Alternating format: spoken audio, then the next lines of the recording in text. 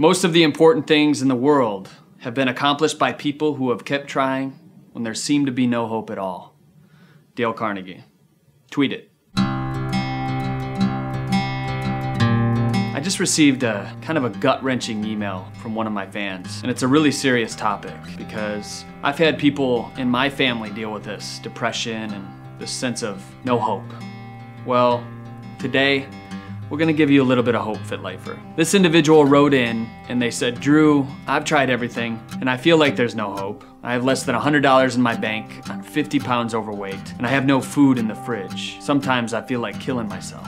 Let me tell you, life is a struggle. Life will throw curveballs at you. Life will humble you. It will attempt to break you down. And sometimes, just when you think the sun is starting to come out or things are starting to look up, life will smack you back down with ruthless indifference. Now, the quicker you understand this, Fit Lifer, the faster you'll be able to bounce back. And right now, you're most likely in the fight or flight state. It's hard to even think about survival when you're in this zone. You see, this zone is conducive to creating abundance. So what is the fastest way out of this situation? In the next 3 minutes, I'm gonna share with you 3 tools that are gonna bring you out of this zone and into a much higher vibrational alignment with who you really are. Number 1 is to be grateful. Number 2, volunteering. And number 3, exercise. So let's talk about number 1. Getting grateful actually produces oxytocin in your brain. And you may be thinking, what is oxytocin? Oxytocin is like the love drug. You eat a lot of chocolate, you start to feel all warm and fuzzy. It's this hormone that's released and it tells you that everything is right. Dr. Paul Zak has determined that the human brain naturally produces oxytocin during breastfeeding, snuggling, hugs, holding hands, partner dancing, body work, prayer, even gratitude.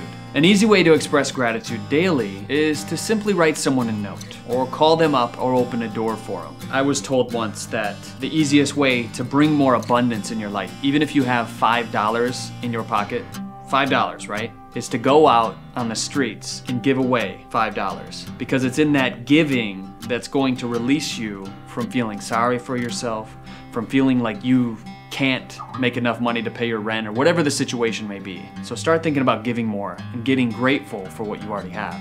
Number 2 is to volunteer. The reason we get so down on ourselves is because we're too busy in our own inner worlds. We get so wrapped up in the muddling of the day that we forget about everyone else. If you want to change your situation, start doing stuff for others. Volunteer for others. I mean, you will never run out of things to do for other people. You'll start to realize that it's not about you. Life wasn't, never meant about you. You'll finally realize that it really isn't that bad. You'll start to realize that there's hope after all, and you'll finally realize that you can transcend whatever hard situation you're going through. Number 3 is to move your body. Everyone gets the blues now and then, and some people are a little moodier than others. But depression is an entirely different scenario. You know, I've been down in the dumps before. There's been mornings where I don't even feel like waking up in the morning. But depression is the leading cause of disability in the United States. I mean, to think that depression can disable people. We're dealing with an epidemic here, you guys. You know, the obesity epidemic's one thing that we're, fighting to help people realize to make healthier choices. But this whole depression thing, we gotta move past this. So an easy way that I love to do is to encourage my clients to set a physical goal. Anytime you set a physical goal, when you are depressed, sometimes you don't have the best image of yourself. You look in the mirror, you say defeating thoughts. You sabotage yourself in everything that you do, which lowers your depression even more. You start to feel worthless. A quick way out of that is to start setting short-term goals. Maybe it's a long-term goal, running a 10K. Once you start hitting those goals, the motivation's gonna set in. You're gonna start to feel like a new person. Opportunities, relationships, and different things are gonna start opening up in your life when you start doing this. So step number 1 was to get grateful. Number 2 is to volunteer. And number 3 is to move your body. Now, I never claim to have all the answers. So if you're reading this and you are the person that wrote this into me, I want you to know that we do have a strong community, that we get people writing in all the time that have been diagnosed with life-threatening terminal diseases, and they feel like there's no hope. But being in this community gives them something to hold on to.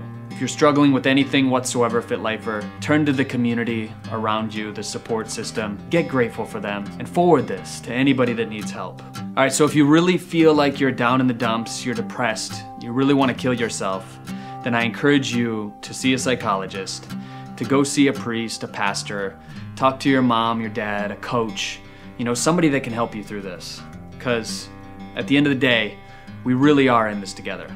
And I want you to know that. Remember, life was never meant to be a struggle. And once you start to see all of these illusions creep up on you, you'll start to be able to deal with them that much quicker, Fit Lifer.